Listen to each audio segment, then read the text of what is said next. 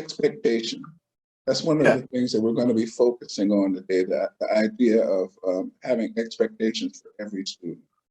But you did come here to New Hanover County, and weather's warmer. it's we live near the beach. That's always a plus. When you got here, what did you find? What were some of your long-term goals, your principal impressions, and things that you felt needed to be addressed? So coming here, I mean, it's a beautiful county, beautiful city. Of course, you know, you have the draw to the coast and the coastline that is here. Looking at the school district, you know, we're a good school district. So I'd done my data, but I wanted to know, how did we become the best school district? And that was one of the things that I wanted to have the opportunity to do, is make a good school district the best school district. So what did I look for? I looked at data. I looked at retention rates, retention in the adults. How are we retaining? How do we look at highly effective individuals?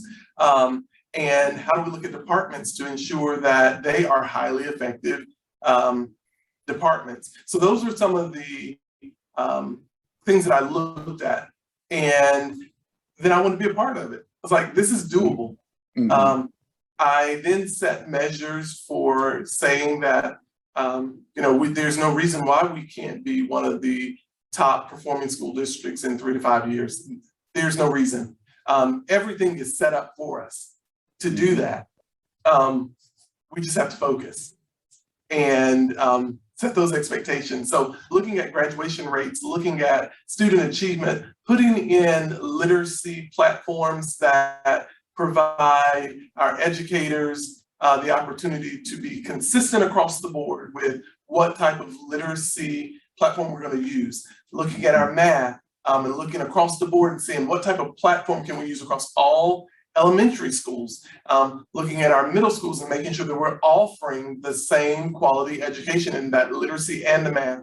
Making sure that we don't deviate from that one school gets something that the other school can't have when we are looking at the professional development. Although we do tailor our professional development for certain things, but when it comes to the educational rigor, we have to make sure that that's across the board. And so we do that looking at our high schools and looking at our career technical education programs and doing an audit on that. And that came out beautifully, having that opportunity to talk with some of our key individuals in the county to make sure that what we're offering in our pathways for our high school students is what we can, is what they needed. So when we look at career technical education, and sometimes I think a lot of people may refer to that as, I'll say in the 90s and before, it was like vocal, not vocal, vocab.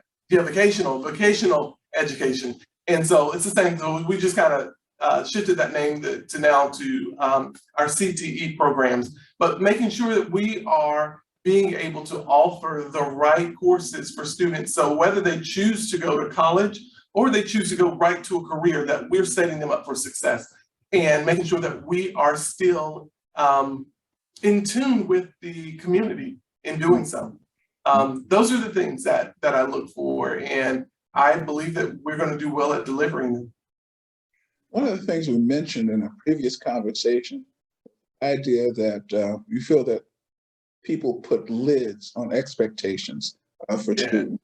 They're not expecting every student excel. Yes. Could you talk a little bit about that? I can. I'm really passionate about that. I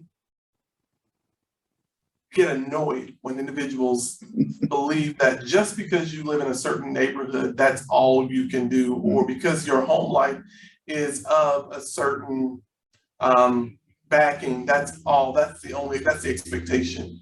The world doesn't look at us that way. We put those lids starting at a young age and stating, but my question always is, why can't we offer the same education to every child?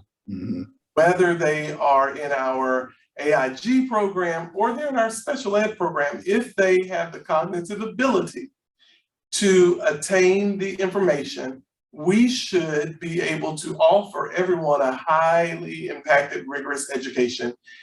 And we sometimes as educators will look and say, oh my gosh, you know, this is what happened in this neighborhood last night. This is what this is where they come from. I've had this family. And so these are the expectations that I have for them. That's wrong. Mm-hmm. That's wrong. Or their parents do this, and, you know, we've got to make sure, because, you know, the parents will be here, they'll ask us these things. And so there's a greater expectation for them. Mm-hmm. Why can't we have that same expectation of, we're going to prepare all kids for a highly rigorous education, and if they choose career, they'll do it. But if they choose college, they're ready to go.